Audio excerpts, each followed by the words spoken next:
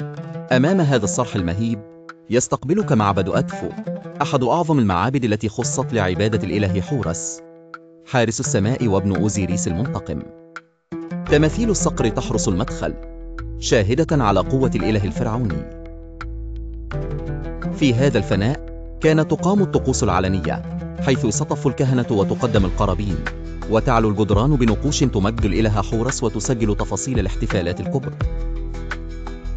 قاعة الأعمدة الكبرى قلب المعبد المقدس، حيث لا يدخله إلا الكهنة، والأعمدة تنقل دعائم السماء، والنقوش تحكي أسطورة النصر الإلهي لحورس على ست، رمز الشر والفوضى. في قدس الأقداس يوضع القارب المقدس الذي يحمل تمثال حورس في رحلته اليومية، ويقام له الطواف خلال المهرجانات الكبرى، حيث تحيا الأسطورة وتستدعى البركة.